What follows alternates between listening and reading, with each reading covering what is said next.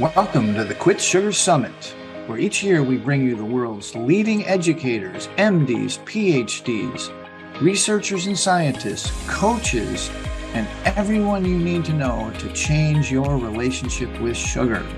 Now remember, we're going to bring you 6 to 8 hours of programming every single day, so make sure when you get the email in the morning, you make a schedule out and take good care of yourself. Hydrate well, eat well, sleep well. And if you have a full-time job or you can't watch that much programming, please know that you can grab a copy of the speakers package, which will give you thousands of dollars worth of bonuses from all of the speakers and over 200 videos of the past summits. Enjoy this presentation. Hey everybody, it's Mike with the Quit Sugar Summit. I'm here with someone who probably needs no introduction, but I'm going to give one anyway. He is Robert Lustig, Dr. Robert Lustig. And technically he is a professor emeritus of pediatrics at the Division of Endocrinology at the University of California, San Francisco, with a degree in bachelor's from MIT, a doctorate from Cornell, and a law degree. Yeah, he's one of those guys who's got a doctorate and a law degree. And he got the law degree to help fight against the sugar stuff. And basically his book, which you can see right behind him, and I got another copy of it right here, Metabolical, talks about metabolic syndrome and all kinds of the diseases. But this all started, correct me if I'm wrong, Rob, but now it's at 23 million views, which was, no offense, a boring college lecture on fructose that was 90 minutes long, now at 23 million views on YouTube, called The Bitter Truth. And it was about 10 years ago now? It was, 14 years ago. 14 years ago. And you know, you people out there who watched it, like, what's wrong with you? Don't try to like you who made it famous. Well, it conferred on Dr. Lustig the moniker of the de facto leader of this new, and it is new because it's happened in the 80s, it happened in the 90s with Sugar Buster, it happened in the 80s with Lustig. I mean, it's been going on, but it always seems to fizzle out. This time, not fizzling out, gang, not going away. Rob, thanks for doing this, man. How are you? No problem. Mike, I'm fine. I'm fine. Look, I don't know what to say, but yes, timing is everything. Right. And it is true that John Yudkin, espoused this back in the 1960s, 70s. William Duffy wrote this book called Sugar Blues in 1975. Yep. The bottom line was nutrition became the third rail of science. When we went low fat, everyone went in on low fat. And, Ansel Keys was kind of a bully. He was kind of the, Donald Trump of nutrition at the time. Right. He basically bullied everyone into submission and got to the point where if you proposed doing a study on anything but dietary fat, the NIH basically would hand your head to you. And so, bona fide researchers, stayed clear of trying to study sugar. And so this, debacle went on for another 35 to 40 years before people started, re-entering. And the only reason people like myself started re-entering was because what we were doing wasn't working. Right. And it took that long, to figure out it wasn't working. And then of course there were all these people saying, well, if it wasn't working, it was because you're non-compliant, blame the victim, blame the patient. And, I'm a pediatrician and I was seeing obese 6-month-olds. I was seeing obese newborns and, ain't their fault, It can't be a newborn's fault that they're obese, but in fact they are. Birth weight has gone up around the world by 500 grams, that's a pound, in different countries. Now you'd say, well, that's because there's better nutrition of the mother. No, you would be wrong, because when you do the DEXA scans, to do body composition analysis on those babies, okay, that extra weight is all fat. That's not muscle, that's fat. Right. So, we have obese newborns. So like, they don't diet and exercise. So, people were ready, come 2010, 2011, around there, they were kind of ready to say, look, what we've been doing is wrong, and starting to realize Einstein's theory of insanity was true, doing the same thing over and over again, expecting a different result. Right. And so, maybe just my timing was better. Yeah, no. Hey, William Duffy got me started in the late 70s, early 80s. So, and it just, I mean, the timing is the main thing, I think. So let's revisit. I've been recently fascinated. Richard Johnson's been on, really fascinated with fructose. And somehow you guys got me a pass to your thing that you did in Washington State there, the Swedish thing. Oh, okay, good. And I caught a slide that says fructose punches a hole in the digestive system. Yep. Right next to the villi. Yep. And I'm just fascinated why no one really knows about fructose malabsorption, fructose intolerance. Why is this such a mystery to people? Why is it so hard to diagnose too? And then we'll get on to your next quote here that I love.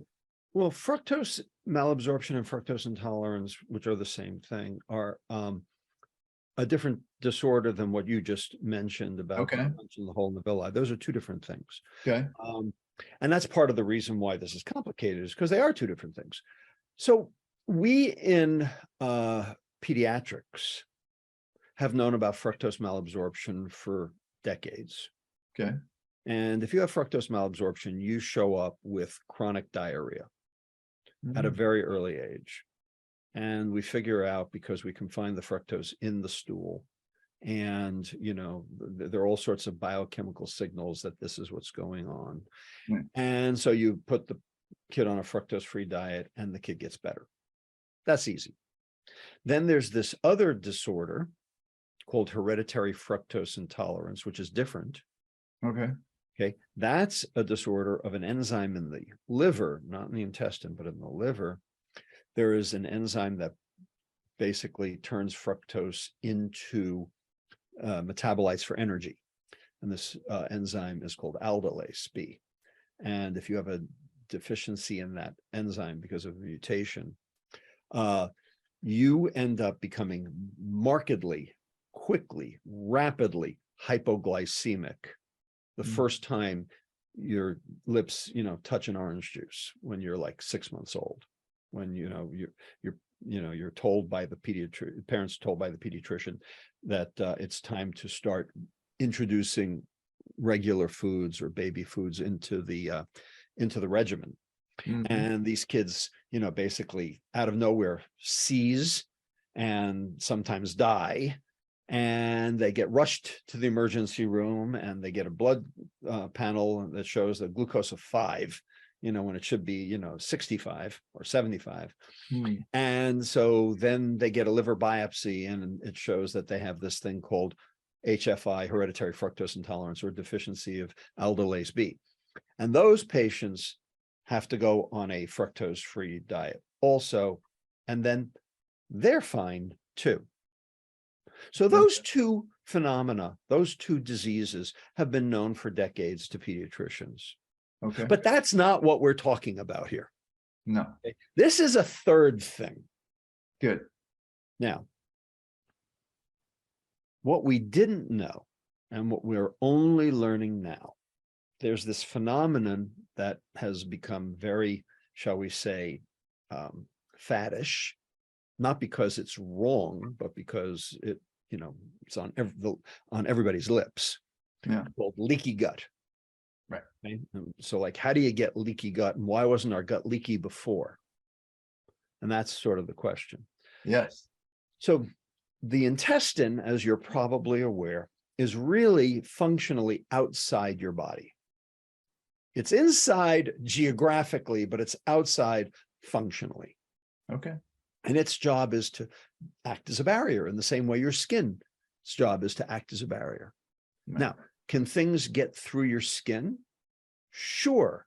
You put creams on like steroids and they get absorbed and, they can actually end up in the bloodstream. Well, you eat things, all right? And your job, if you're an intestinal cell, is to let the good stuff in, the nutrients in, and keep the bad stuff like the bacteria and the fungi and the viruses and the toxins and things that you don't want in your bloodstream out. And there are two barriers. There are two barriers. In essence, really, there are three barriers within the intestine. The first barrier is this mucin layer. So there's a layer of mucus on the surface of the intestinal epithelial cells, and it acts as a functional barrier that prevents stuff from getting across from the gut into the bloodstream. The second barrier is the immune system. So there's a lot of immune cells in the intestine that are there to try to keep, individual bacteria, fungi, viruses out. And then third, each intestinal cell is hooked to the next intestinal cell in this, way that basically doesn't come apart. And the proteins that hold the intestinal cells together has a name. They're called tight junctions. And these tight junctions, the most common of which, the famous one is called zonulins. And those are the ones that go defective in celiac disease. They basically act as the barrier to the pores in between the cells. And when those pores fail, then you end up with this thing called leaky gut. So the tight junctions are the defenders against leaky gut. So the tight junctions have to be working. Got it. Now you can have an immune reaction against those tight junctions. That's called celiac disease. Or those tight junctions can physiologically, transiently fail. So they can be working most of the time, but sometimes they fail. And so they come apart. And when they come apart, now you can basically get all the junk in your intestine into your bloodstream. All right. And, whether it's lipopolysaccharides, which are inflammatory, or cytokines, which will, drive insulin resistance at the level of the liver, or whole bacteria, endotoxinemia. You can actually measure the toxins in the blood. You can measure the bacteria in the blood. It's like sepsis. Okay, but it's restricted usually between the gut and the liver, so it doesn't actually get into the systemic circulation. Okay, so it's a localized infection, if you will, but it still happens and it's not supposed to. So those tight junctions are really important. Right. Well, it turns out those tight junctions run on energy. You need energy to keep them functional. Well, fructose, this sweet molecule in sugar, when it gets absorbed, it actually depletes the energy availability inside those intestinal epithelial cells transiently for a short period of time. So if you go looking for it, you don't actually see it. You have to measure it rather than see it. And so it took a long time for people to kind of figure this out. But what's happening is because when the fructose comes in, it needs to be phosphorylated in order to get to the other side. So you're basically losing an ATP every time a fructose molecule enters the cell. That's depleting ATP levels. That's the chemical energy. And so you're getting a chemical energy depletion. And so that's then leading to transient opening of that tight junction, because that protein is now not getting the energy it needs to maintain its configuration. And so, you can't see it on histology, you can't see it under the microscope, but you basically can measure its effects. And that's taken us a long time to try to figure out, but that's where we are. So turns out, and by the way, fructose isn't the only bad guy in terms of creating this leaky gut. Another thing that helps create that leaky gut is emulsifiers. Now, emulsifiers are detergents. They hold fat and water together. I mean, that's what you put in your in your clothes washer. That's what Tide is. It's an emulsifier. Holds fat and water together. So it's got a polar head and a non-polar tail, is basically the way it works. And it forms these things called micelles. And, you know, so that the charges are on the outside and the lack of charges on the inside. And bottom line is, those are detergents. Well, what happens when you swallow a detergent? Okay, it actually pokes holes in the barrier. So those emulsifiers are in everything because, you know, you have to hold fat and water together to make anything that's microwavable. You know, your microwave lasagna has emulsifiers. I mean, candy has emulsifiers because you have to keep the fat and the water together. Okay. I mean, caramels, you know, etc. Pretty much everything that's fat and water has to be held together in order to, you know, function. Okay. I mean, even salad dress, especially salad dressings, store-bought salad dressings. Okay. I mean, there's oil and there's water. Okay. But, you know, when you pour it out, you know, onto your salad, you didn't have to mix it. Unless, of course, it's homemade, in which case you do have to mix it. That's right, because you don't have any emulsifiers in your homemade salad dressing, but God knows that store-bought salad dressing is a whole nother story. First I'm hearing of this. This is amazing. Go ahead. So the bottom line is your intestine is under assault, like all the time. And its job is to present that barrier and have that barrier be functional. But, you know, there are a lot of things in our food that screw that up. Yeah. And then bad stuff gets in and goes to the liver, causes liver insulin resistance, liver inflammation. Hey, and now you've got chronic disease and you're off to the races. Perfect segue to my question that I want the solution, and you got a great tagline we got to use more often, get famous, is heal the gut, protect the liver. So and the third one, support the brain. And support the brain. Okay. Yeah. So how do we heal the liver? I mean, excuse me, heal the gut, because this is what everybody's curious about. They don't know even that it exists probably, but go ahead. Right. So yeah, the three mainstays of metabolic health are protect the liver, feed the gut, support the brain. Now, real food does all three. Okay. Processed food does none of the three. Real food is medicine because it does all three. Okay. Processed food is poison because it does none of the three. And then there are various other foods that kind of do one or two, but not all three, and they're somewhere in the middle. So why these three? Protect the liver. Well, protect the liver from what? Well, protect the liver from toxins. Okay.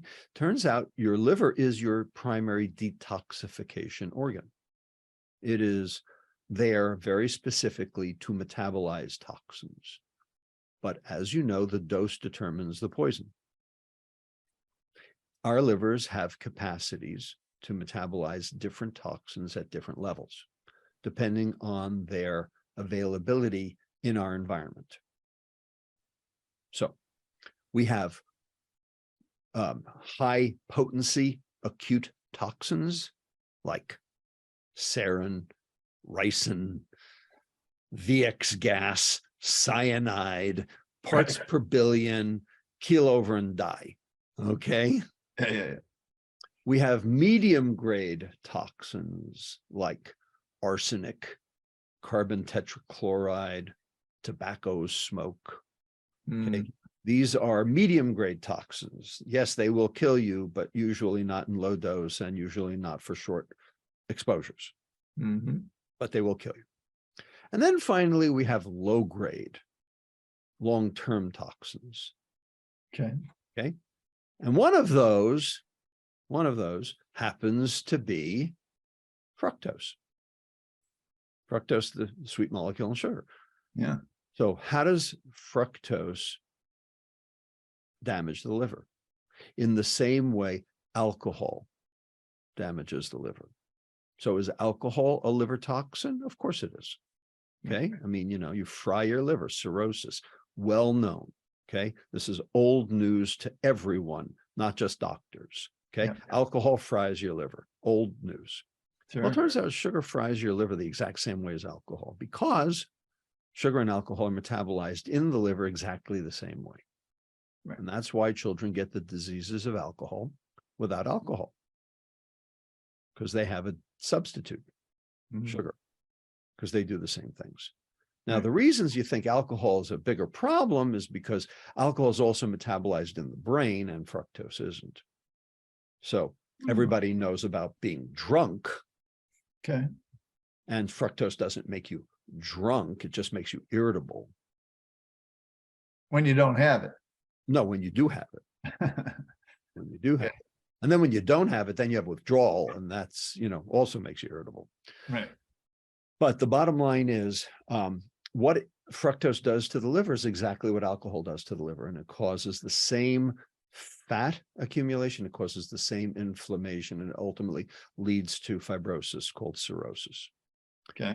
In addition, there are other toxins in our environment that are also in our processed food, such as emulsifiers, such as cadmium.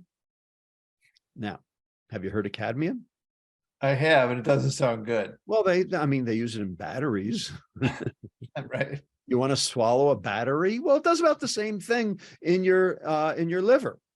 Okay, Yeah. Causes reactive oxygen species, causes inflammation. Right. Okay, and where do you get cadmium from in your diet? South American chocolate. Really? Really? Cadmium. Okay. Cadmium, right? And it causes reactive oxygen species formation in the liver and can be damaging in and of itself. Okay. So, you got to buy cadmium-free chocolate. Well, how are you going to know? It's not like you have a little Geiger counter, running around the store because it's not radioactive. It ain't going to, show up. Right. So this is like stuff that's hidden from the public. Okay. And it's hard to find South American chocolate without cadmium. Can be done. And there are actually chocolate companies in South America working on getting rid of the cadmium. Nice. For just that reason. All right. But the point is, your liver has to be protected. Okay. It has to be protected from all these mitochondrial toxins. All these things are basically damaging your mitochondria, the little energy burning factories inside each of your cells. So quick question. With no leaky gut, the liver doesn't have such an assault. Is that right? No, it still does. Okay. It still does. But obviously, the more leaky, the bigger the assault. Okay. Gotcha. So it's still an issue, but yeah, when you have a leaky gut, it's even more of an issue. Okay. Because I'm then, just curious how the fructose gets to the liver if there's no leaky gut. Is it like, no, the fructose gets in even when there's no leaky gut. okay. And the reason is because fructose is a nutrient. I mean, not a good one, not a necessary one, but there is a transporter for it, and it will get there, and it will get to the liver, and the liver will burn it for energy until, of course, you overwhelm the liver, and then it gets turned into fat. Perfect. Okay, go ahead. So, we have a limit, like we do for virtually every poison, we have a limit, and we're way over our limit. Yeah. Okay, so that's protect the liver. Next one, feed the gut. Feed the gut what? Well, what does the gut like to eat that we don't? Answer, fiber. Turns out fiber, which you thought was the stuff you throw in the garbage after you juice the fruit. Right. Turns out fiber is the food for the bacteria in your intestine. Now, you have 10 trillion cells in your body. You have 100 trillion bacteria in your intestine. They outnumber you 10 to 1. Each of us is just a big bag of bacteria with legs. Right. Now, those bacteria have to eat something to survive. So what do they eat? Well, they eat what you eat. The question is, how much did you get versus how much did they get? But what they really want to eat is fiber. Now, We used to eat a lot of fiber. Right. And then the processed food industry divested us of that because they took the fiber out of the food because you can't freeze fiber. So basically it was the antithesis of processed food, fiber was. So they took the fiber out of the food. Well, the problem is our bacteria need the fiber. Okay. We used to get it, now we don't. We used to consume anywhere from 25 to 50 grams of fiber a day. Now median for America is 15. Okay, and that's not enough. Right. So in essence, what we're doing is we're starving the gut. Well, those bacteria are not happy. They are not happy. And they are telling us they are not happy. And they tell us in different ways. Right. Okay. One thing they do is they chew that mucin layer right off the surface of the intestinal epithelial cells, and we'll use that for breakfast instead. So it will actually deplete your mucin layer and therefore expose your intestinal epithelial cells and make that leaky gut worse. And in addition, when you don't feed your gut, those gut bacteria will send chemical signals to your nerves, to your afferent vagus, which then travel from the gut via the afferent vagus up to the brain saying, I'm hungry, feed me. And then you eat more, except you're not eating what they want you to eat. Right. You're eating everything you shouldn't eat. This sounds like bad news for carnivores. No, not necessarily. Turns out the bacteria will eat other stuff too. Okay. Carnivores should eat green vegetables for the fiber. They should. That's my recommendation. However, carnivores do not have to do that. Okay. I agree. You don't need to eat carbohydrate in your green vegetables. You can eat leafy green vegetables. Okay. But adding fiber to a carnivore's diet is not going to ruin the carnivore diet. Got it. Okay. I mean, there are a lot of good things. There are a lot of micronutrients in those leafy greens that will actually benefit even carnivores. So if you ate meat and leafy green vegetables, you'd be doing yourself a great service. Cool. But so I'm not against that. I'm not against the carnivore diet per se. Right. I think there are things that people could do to make it better, but I'm not. Your publishers ever asked you to put a cookbook out? Like, I did put a cookbook out. Oh, your Fat Chance cookbook. Fat Chance cookbook, yeah. That was 2014. That was 9 years ago. Yeah. But Have you changed in that, or is it still pretty? Oh, no, it's still around. It's still around. Oh, is it solid as far as what you've learned since then? Is it still? No, it's real food. Real food's what works. Cool. So anyway, so you have to feed your gut, right? Or you will make that fatty liver worse. You will make that leaky gut worse. It will make that inflammation worse. You will make that insulin resistance worse. Got it. And then finally, the third part, support the brain. So it turns out your brain needs the most mitochondria because neurotransmission is unbelievably energy intensive. And so your brain is chock full of mitochondria. Okay. It has 100 times the amount of mitochondria than your muscles do. And your muscles need mitochondria, right? To, develop, energy to be able to contract, to lift stuff, whatever. I mean, that's important for muscles, but neurons even more so. So you need a steady stream of energy that can be metabolized into ATP. And you need mitochondria to be able to convert that food into ATP. So what happens to your brain when you give it a mitochondrial toxin?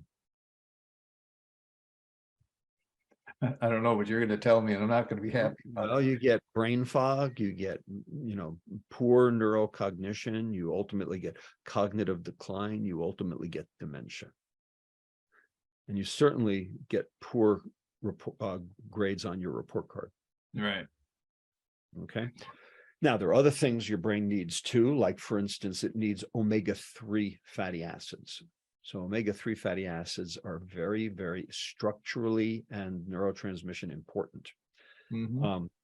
Omega-3s are, like, for instance, DHA and EPA. DHA is docosahexaenoic acid, and EPA is eicosapentaenoic acid.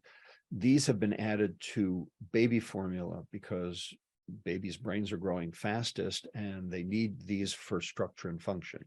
And we need them all the time. You know, babies need them the most, but everyone needs them, and everyone needs them all the time. And the question is, where do you get omega-3s from? The answer is fish. Well, but not farmed fish, wild fish. And the reason is because the fish don't make the omega-3s. They eat the omega-3s. So what does make the omega-3s? Algae makes the omega-3s. Algae makes omega-3s. Fish eat the algae, we eat the fish. So we get our omega-3s third hand. Now, farmed fish do not eat algae. Farmed fish eat corn, which is high in omega-6s. Now, omega-6s are also important. You can't do without omega-6s either, because omega-6s are pro-inflammatory. Omega-6s, like linoleic acid, they are the precursor to arachidonic acid, and arachidonic acid is the precursor to thromboxanes, leukotrienes, eicosanoids, things that are necessary for inflammation. So you need inflammation, or, you know, you'll be eaten by the maggots. You know, I mean, you have to have some method for basically fending off foreign invaders. So you need omega-6s, but you don't need so many omega-6s. And we are right now are omega-6 flush and omega-3 poor. And what we need to do is we need to reverse that construct. So what we need is less corn-fed stuff and more algae-fed stuff. Well, that means eating, you know, wild fish. And the problem, of course, is wild fish is hard to come by and it's very expensive. I understand that. And that is a problem. And we need to solve that problem on a grand scale, not just for America, but for the whole world. Good luck with that. But, you know, people are working on that. That's a, you know, in the hopper in terms of food system revision and change. Nice. So those are the things that basically constitute healthy diets. Those three precepts: protect the liver, feed the gut, support the brain. Real food does all of them. Processed food does none of them. Right. And so our processed food pandemic is basically killing us, and also, by the way, killing the planet. There was just an article in the New York Times just today about, you know, can we tell people not to eat hamburgers? And the answer is, of course you can't. But at the same time, we have this, you know, environmental crisis. And the reason we have this environmental crisis is because we're clearing forests and wetlands for agriculture. And the agriculture is only to support processed food production. So, you know, if we weren't consuming as much processed food, we wouldn't have to be, you know, clearing the forests and the wetlands. And so we wouldn't have this climate change debacle. Right. So, but clarify, I think you've done it well with the food. You have another line. I like the soundbite, like, you know, food. This is food. This fixing this problem is foodable and not druggable. Like, in other words, you can't fix this with drugs. Right. There's not a way. It's not possible. Is it? Is it No. completely impossible, or? Well, it's completely impossible. And the reason it's completely impossible is because the drugs can't get to the mitochondria. Okay. In order for drugs to be able to fix this problem, this metabolic syndrome problem, they'd have to be able to improve mitochondrial function. Well, they can't, because they can't get there. Either they can't be digested, or they can't be absorbed, or they can't be transported, but the bottom line is they don't get to the mitochondria. Got it. The only thing that gets to the mitochondria is food. Got it. So these issues, these chronic metabolic diseases, are foodable, but they're also poisonable by food. So food can be medicine. You know, I mean, there's this whole food as medicine, you know, construct that's going on, you know, that Tufts in the White House put out, and, you know, that, you know, everybody's, you know, touting, the FDA is touting, and, you know, you see it on TV now, food as medicine, and the insurance companies are talking about paying for food, you know, prescriptions, you know, when doctors write for food prescriptions, you know, all that sounds great. And I'm for it. I'm not against it. Sure. The problem with that is food can also be poison. Now, how do you tell which food is medicine and which food is poison? That's, you know, sort of the art of this, is figuring that out. And in order to understand that, you sort of have to understand this mitochondrial function paradigm. So those things that get to the mitochondria and help them function, that's medicine. Those things that actually inhibit their function, that's poison. And so just to say food is medicine is sort of missing the point in my book. Okay. That makes sense. So the one that's the biggest poison and that's in everything, you know, is sugar. Because fructose is a direct mitochondrial toxin. Fructose inhibits 3 separate enzymes that are necessary for mitochondria to do their job. It inhibits AMP kinase, which is the fuel gauge on the liver cell. It inhibits ACAD-L, acyl-CoA dehydrogenase long chain, which is the step for fatty acid oxidation, you know, breaking up the fat into 2 carbon fragments so that they can be burned.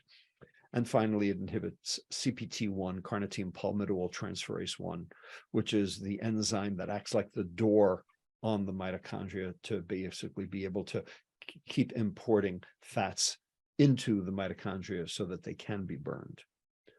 So if you've got inhibition of those 3 enzymes, the fuel gauge, the chopper, and the door, guess what? You have mitochondrial dysfunction. And if you have mitochondrial dysfunction, you have chronic metabolic disease. So to say that sugar is food because it has calories is completely missing the point. In fact, sugar is not food. Because, like, what's the definition of food? If you go to the dictionary, it says substrate that can be used either for growth or burning. That's right. Growth or burning. Well, turns out sugar inhibits growth and it inhibits burning. So is it a food? I heard on another podcast you said sugar inhibits both the growth of bones. Yes, right. My colleague, Dr. Efrat Monsonigo-Hernan at Hebrew University, Jerusalem, now has 3 papers in bone research demonstrating that ultra-processed food actually inhibits structural bone growth, which may be one of the reasons why everyone has osteoporosis. Right. This smacks back to Weston A. Price and the research that he did about the teeth and the jaw and everything. Absolutely. You know, maybe that's the same phenomena, maybe it's not, but the bottom line is Price knew sugar was bad and said so. And the thing was that dentists said sugar was bad until 1945. And then in 1945, this thing called fluoride came along. Right. And everybody said, oh, fluoride. Oh, now we can eat all the, pancakes we want. And all the maple syrup and all the, and all the candy we want, because fluoride will stop cavities. Well, guess what? That wasn't true. Right. Fluoride does make it harder for bacteria to burn a hole in the tooth. I'm not saying that's not true, but it's still happening.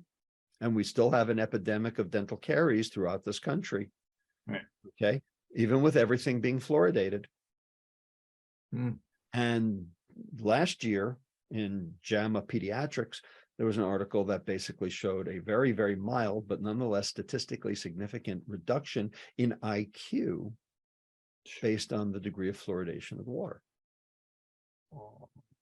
So I don't know if you've ever seen Dr. Strangelove. Yeah, I'm sure I have. Well, if you watch it again, okay, you have to look for General Jack D. Ripper, Okay. okay, who basically says that water fluoridation is a communist plot. They Well, said that when I was a maybe kid. there was some truth to that. Yeah, they were trying to get it in the food system, the water system. Yeah. So you said some controversial, I know you got to go pick up your daughter, but you said some controversial things over the years. The one I like the most, and it leads into my next question after that is, like, you think that adults, anyone should have an ID and be 18 years old to buy sugar? You still stand by that? So card kids for Coke, right? Yeah. Yeah, I think so. I mean, let's put it this way, if parents want their kid to have a Coke, let them buy it for them. Right. Yeah, I think that still makes sense. So as we evolve and the science, just me listening to all the scientists over the years has me believing that 50 years from now, they're going to say things like, they used to give sugar to kids, right?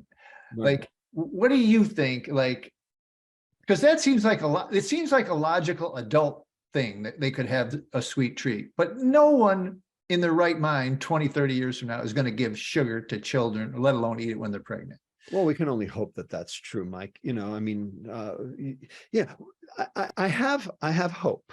I have hope. And the reason I have hope is because of tobacco. So once upon a time, tobacco was fashionable. Tobacco was cool, Yeah. Marlboro Man, James Bond smoking the cigarette with the Shaking that stirred martini, right? Okay, I mean, once upon a time, tobacco was fashionable. Today, it's filthy habit. Yeah. Okay, how'd it go from fashionable to filthy habit in 30 years? Answer: we taught the children. The children grew up and they voted. Mm-hmm. And the naysayers are all dead. This has been your prediction all along. Right. What if I feel, and I think you feel, and most everybody that's listening to this, they can't wait for the sugar thing for 30 years. Right. Because then Great Britain and Canada's healthcare systems are going to collapse and our insurance companies are going to go bankrupt. And I'm doing what I can to try to get that message out. I just came back from a week in Malaysia because they have a huge diabetes epidemic. Here in America, we have a 9.4% prevalence of diabetes, and we think it's crazy. There, they have a 14.4% prevalence of diabetes. Wow. Okay, 50% more than us. So this is chewing through everything. Mm-hmm. And they don't know what to do about it. On the other hand, Malaysia is number 13 in the world in terms of per capita sugar consumption. So like those two statistics, sort of stand out, and, they have to be tied together. You want to do something about your diabetes epidemic, you got to do something about your sugar consumption, And so the question is, who's responsible for that? How do you make that happen? Which is why the government asked me to come to consult about it. Yeah. Well, we need to think about that here at home also. Mm-hmm. And, we're not there yet. We're working our way toward it, but we're not there yet. Very cool. Rob, tell the folks where they can find you online, find your book, your other books. You got 3 great books out. Tell the folks all about that.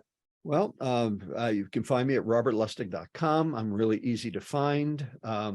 Metabolical.com. I'm on Twitter. Take it back. I am not on Twitter anymore. Okay, I'm announcing I am canceling my Twitter feed entirely.